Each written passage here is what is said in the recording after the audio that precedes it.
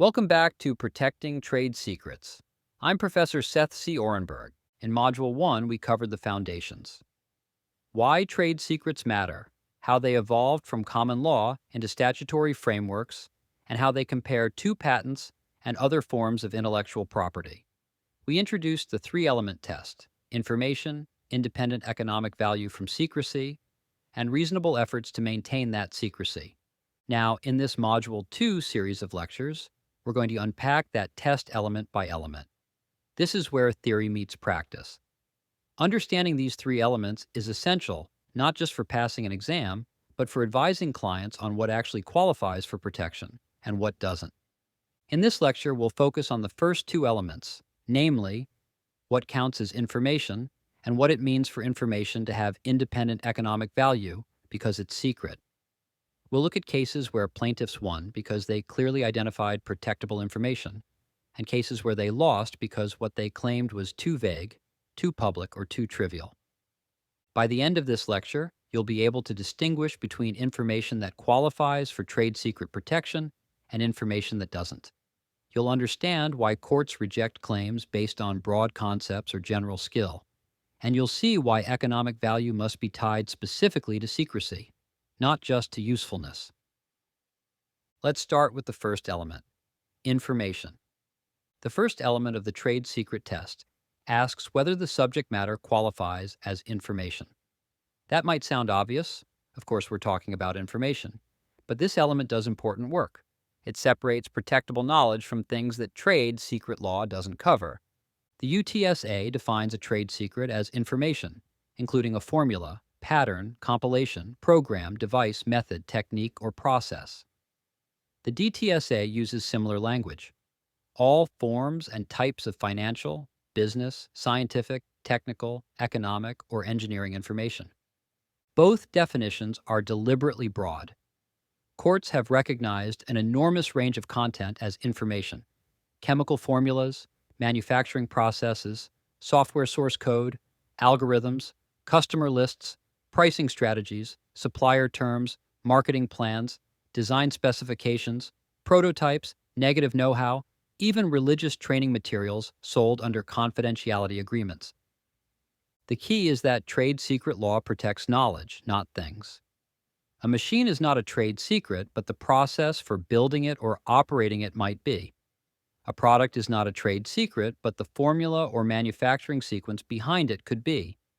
An employee is not a trade secret, but the specific methods they were taught, if kept confidential, might qualify. What doesn't qualify? Several categories fall outside the scope of protectable information. First, physical objects themselves are not information. You can't claim a trade secret in a tangible item. If you manufacture a widget and sell it, the widget itself isn't a trade secret, but the method you use to manufacture it, the temperature curves, the pressure settings, the sequence of chemical reactions, that could be. Second, general skills and experience are not trade secret protectable information. Employees accumulate expertise over time. They learn techniques, develop professional judgment, refine their craft. That accumulated skill is not a trade secret, even if they learned it while working for you. Courts will not prevent workers from using their general competence when they move to a new job. What crosses the line is when an employee takes specific, confidential methods or data, not just their know-how, but your blueprints, formulas, or customer lists. Third, abstract ideas or undeveloped concepts are unprotectable. Trade secret law doesn't protect vague notions like use AI to improve customer engagement or make the product faster. Courts demand concrete details, algorithms, data structures, implementation steps. If you can't describe the information with enough specificity that someone could actually use it, it's not protectable. Let's see how this plays out in a real case. In 2014, the California Court of Appeal decided Altavion, Incorporated versus Konica Minolta Systems Laboratory. Altavion had developed a method for embedding secure digital stamps into PDF files, a kind of authentication technology. They shared this concept with Konica Minolta under a confidentiality agreement, hoping to collaborate. Konica Minolta later filed patent applications on similar technology without involving Altavion. Altavion sued for trade secret misappropriation. The issue was whether Altavion's idea qualified as protectable information. Konica Minolta argued that what Altavion shared was just a broad concept, too vague to be a trade secret. The court drew a critical distinction. It said that a general idea like use barcodes for authentication is too abstract. Lots of people might have that notion. But Altavion didn't just share an idea. They shared specific algorithms, design details, and implementation steps. Those concrete elements, the court held, qualified as information. This ruling illustrates a fundamental principle. Courts protect knowledge that is sufficiently detailed and defined. If you can articulate the steps, the formulas, the data structures, if you can describe it precisely enough that someone could replicate it, then it's information. If it's just a concept or aspiration, it's not. That distinction matters when you're inventorying trade secrets for a client. You can't just write down innovative marketing strategy or proprietary approach. You need to specify what's the strategy, what are the steps, what makes it different from what everyone else does. If you can't answer those questions with precision, you don't have a protectable trade secret. Now let's talk about the three broad categories of trade secrets: technical, business, and hybrid. Technical trade secrets are often the easiest to recognize.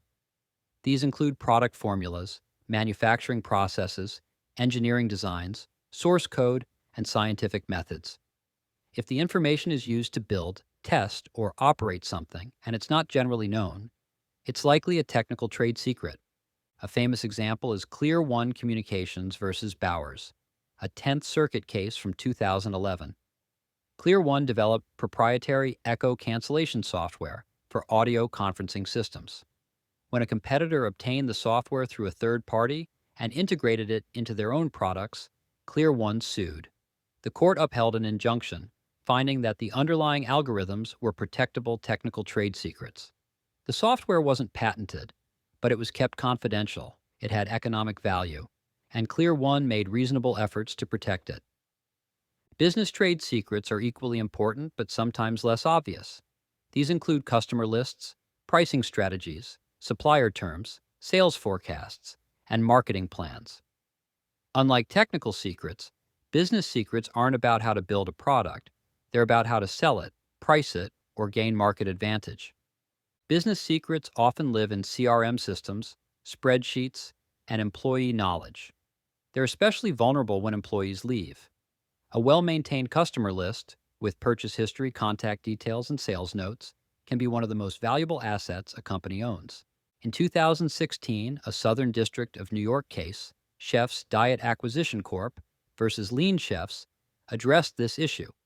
Former executives launched a competing meal delivery service, taking with them customer lists, proprietary recipes, and pricing data from their previous employer. The court allowed the trade secret claims to proceed, finding that customer and pricing information, when actively protected, qualified for legal protection. The lesson: business information isn't just administrative detail. If it gives you a competitive edge and you treat it as confidential, it's a trade secret. Finally, there are hybrid trade secrets, information that blends technical and business components. A software tool that calculates optimal pricing based on real-time data involves both technical algorithms and business strategy. A predictive analytics platform might use confidential client data plus a proprietary machine learning model. Neither part alone is groundbreaking, but together they create value. Courts have recognized these combinations as protectable. The key is that both the technical components and the business application must be confidential, and the integrated system must deliver unique value. Now let's turn to the second element: independent economic value from not being generally known or readily ascertainable. This element is more complex than it first appears. It's not enough that information is useful or valuable in some general sense. The value must come specifically from the fact that it's secret. If the information would be just as valuable after public disclosure, it doesn't meet this standard. Courts often ask, Would a competitor gain a meaningful advantage by learning this information? If the answer is yes, that's strong evidence of independent economic value. If the answer is no, if the information is trivial, outdated, or already widely used, then trade secret law won't protect it. Let's break this down into three interrelated questions that courts use to assess this element. First, does the information have economic value? That means it contributes to the business's operations, profitability, or competitive position. It might increase revenues, reduce costs, improve efficiency, enhance quality, or accelerate development. The value doesn't have to be monetized yet.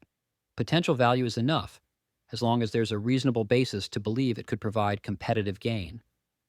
What doesn't count? Sentimental value, personal pride, or reputational concerns. Those might matter for defamation or contract claims, but they're not part of the trade secret framework. The value must be commercial in nature. Second, is the information not generally known? This reflects a core insight. If everyone in the industry already knows it, there's no competitive advantage from keeping it secret. Protection ends where public knowledge begins. But the law doesn't demand absolute secrecy. It requires relative secrecy. Information can still be protected even if a small number of people know it, as long as those people are bound by confidentiality obligations. What matters is whether the information is generally accessible to competitors or others who could profit from it. An important Supreme Court case from 1905 illustrates this principle. Board of Trade of City of Chicago versus Christie Grain and Stock Company. The Chicago Board of Trade compiled real-time grain price data and distributed it only to paying subscribers under strict confidentiality terms. A competitor obtained and republished the data. The Supreme Court held that the board's data remained confidential because it wasn't available to the general public. Its value came from controlled, limited distribution. This case shows that sharing information with select parties under confidentiality agreements doesn't destroy secrecy. What matters is that access is restricted and recipients understand their obligations. Third, is the information not readily ascertainable by proper means? Even if information is currently unknown to competitors, it may not be protectable if they could easily figure it out through lawful methods. Trade secret law doesn't shield you from the risk that others might independently discover the same thing. It rewards secrecy only when secrecy is necessary to preserve advantage, when the information would be difficult for competitors to obtain without improper conduct. The key phrase here is proper means. Courts recognize several lawful methods of discovery. Reverse engineering. If you sell a product and a competitor buys it, disassembles it, and figures out how it works, that's proper means. It's not misappropriation. That's why companies that rely on reverse engineerable products often choose patents over trade secrets. Once the product is in the market, the secret is vulnerable. Independent discovery. If two companies, working separately, arrive at the same solution, both can use it. Trade secret protection doesn't give you exclusivity over knowledge that others lawfully invent on their own. Public sources. If the information is available in regulatory filings, academic journals, government databases, or industry publications, it's not a trade secret, even if your company was the first to compile or organize it. A 1982 Ninth Circuit case, Chicago Lock Company versus Fanberg, demonstrates the limits of trade secret protection when information is readily ascertainable.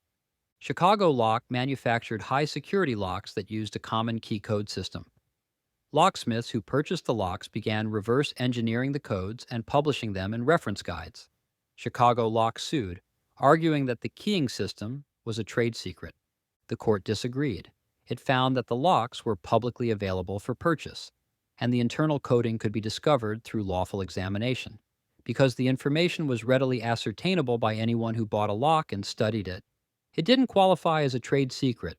This case teaches an important lesson. Trade secret protection ends where lawful discovery begins.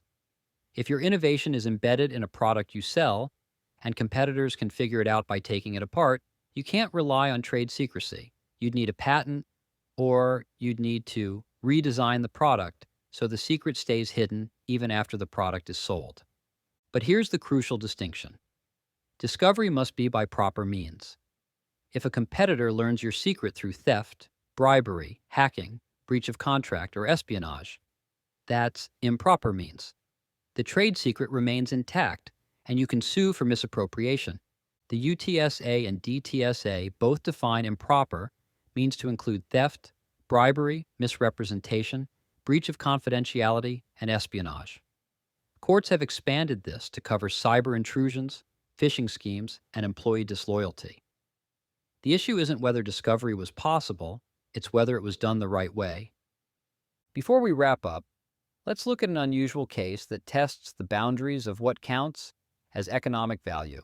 Religious Technology Center versus Lerma, decided in 1995 by a federal district court in Virginia. The Church of Scientology claimed trade secret protection over confidential religious training materials. Critics argued that spiritual content shouldn't be treated as commercial property. But the court focused on the church's business model. Members paid substantial fees to access these materials, and the church imposed strict confidentiality rules. The court found that the organization's commercial model, monetizing access to secret materials, demonstrated independent economic value that stemmed directly from secrecy. This case shows that economic value doesn't require manufacturing or technology. It can exist in unusual contexts, as long as the information contributes to revenue, competitive position, or market advantage, and that contribution depends on secrecy. Let's recap. The first element, information, requires that the subject matter be concrete, defined knowledge. Courts protect formulas, processes, methods, customer lists, pricing strategies, and algorithms. They don't protect physical objects, general skills, or abstract ideas. The second element, independent economic value from secrecy, requires three things. The information must have commercial value, it must not be generally known, and it must not be readily ascertainable by proper means. All three must be true.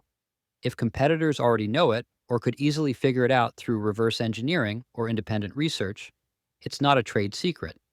In the next lecture, we'll tackle the third element, reasonable efforts to maintain secrecy. This is often where trade secret cases are won or lost. You can have the most valuable, novel information in the world, but if you don't treat it as secret, the law won't protect it. We'll explore what counts as reasonable, what companies get wrong, and how to design protection measures that actually work. Thanks for listening. See you in the next lecture.